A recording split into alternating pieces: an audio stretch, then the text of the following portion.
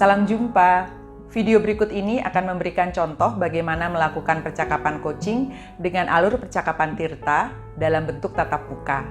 Mohon perhatikan bagaimana posisi duduk coach dan coachee, serta bagaimana bahasa tubuh coach saat mendengarkan coachee. Selamat menyaksikan.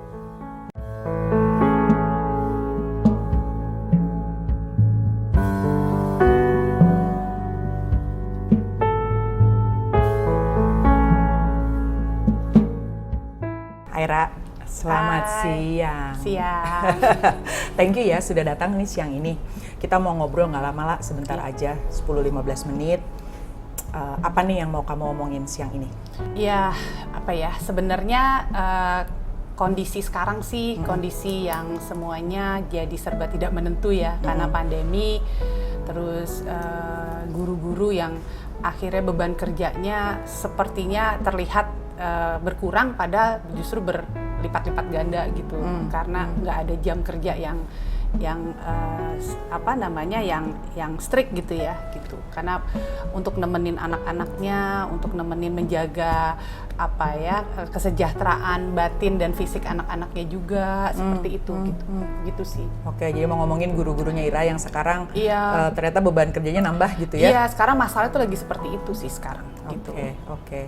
Jadi waktu kerjanya nambah, sementara juga di rumah dia harus nemenin anak-anaknya juga, betul, gitu ya. Betul. Oke, jadi tadi kesejahteraannya kayaknya kok agak terganggu gitu ya. Iya, sementara harus menjaga kesejahteraan anak-anaknya, tapi saat yang bersamaan dia juga harus menjaga dirinya gitu kan. Dirinya. Iya, betul gitu. Oke, kita cuma punya waktu pendek nih, Ra. Ira pengen dapat apa dari percakapan kita?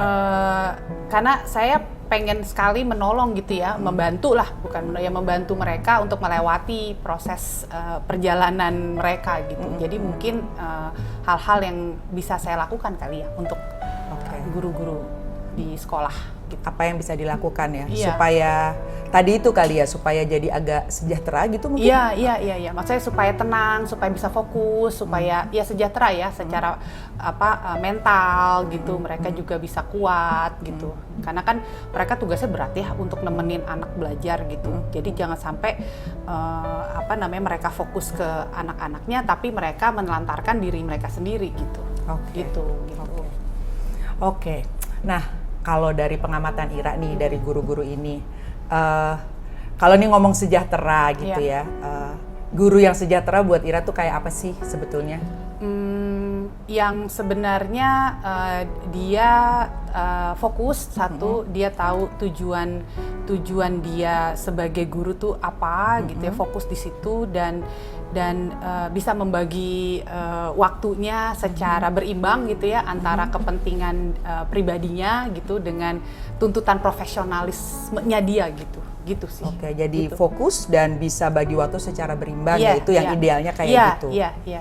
Nah, kalau dia sekarang di level itu kita bilang itu 10 gitu ya, Ra ya. Sekarang guru-guru Ira itu Ira nilai ada di step berapa? Beragam ya, ada yang terus terang ada di angka 5, ada yang di angka sekitar segitu sih. Maksudnya kayak gitu. Bingung nomor satu, kondisi ada yang tinggal di kos-kosan gitu ya, tidak bisa pulang ke rumah keluarganya, sehingga udah berbulan-bulan tidak bisa keluar gitu, tapi tetap harus menjaga hubungan atau fokus kepada perannya sebagai pendamping belajar. Terus ada juga yang berperan sebagai orang tua gitu ya, yang punya anak. Terus kemudian ada juga yang perannya juga selain guru nemenin belajar, dia juga sebagai anak di rumah gitu ya. Jadi banyak juga challenge ya, selain harus ngajar di sekolah. Nah, kalau ini sekarang di 5. Ira sendiri sebetulnya pengen lihat kalau 10 nih kayaknya sekarang agak susah ya, mengingat bebannya kayak gini, agak susah diwujudkan kalau tadi dengar cerita Ira. Ira pengen lihat paling tidak mereka ada di angka berapa ya secara fokus dan keseimbangan tadi? Dengan kondisi yang seperti ini mungkin di angka 7 udah cukup baik. Udah angka 7? Iya, mungkin ya. Apa yang bisa menurut Ira lakukan untuk membantu mereka nyampe ke angka 7 itu?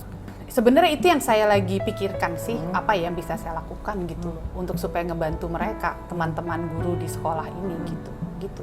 Kalau dari pengamatan Ira, guru-guru itu senang diperlakukan bagaimana sih supaya lebih relax gitu atau lebih jadi bisa fokus itu? Sebenarnya mungkin ada ruang untuk kita ngobrol atau ngobrol yang bentuknya membantu mereka mencari jalan keluar, tapi mungkin ada juga bentuk ngobrol yang emang hubungannya nggak ada hubungan sama kerjaan mungkin. Jadi kayak ada tempat-tempat atau waktu-waktu yang emang harus disiapkan untuk seperti itu gitu mungkin ya gitu. Butuh ada waktu khusus untuk ngobrol gitu ya. Ngobrol yang sifatnya untuk membantu mereka mencarikan jalan keluar dari kebingungannya dan juga mungkin waktu ngobrol untuk hal-hal yang nggak ada hubungannya sama pekerjaan. Dan kayak ngecek juga gitu apa benar sahabat. Ini kan 5 itu asumsi ya. Gitu, seperti itu gitu. Dan itu gimana Ira ngelihat aku terhadap 2 hal tadi, ngobrol untuk membantu mereka dan ngobrol ngalor ngidul kali ya, apapun saja yang nggak ada hubungannya sama kerjaan. Gimana Ira melihat bisa melakukan itu? Kemungkinan dilakukannya oleh Ira sendiri? Bisa sih, harusnya hanya butuh dikasih ya bisa sebenarnya harusnya gitu. Mungkin butuh waktu aja kali ya untuk saya meluangkan waktu mungkin gitu. Dalam bayangan Ira waktunya bakal kayak apa nih yang Ira luangkan untuk itu? Bisa bentuknya satu persatu, mungkin bisa juga bentuknya bersama-sama ya. Jadi kayak mungkin yang satu persatu itu kayak heart to heart ya, hati ke hati. Kemudian ya itu tadi mengecek apakah betul ada di posisi mana mereka.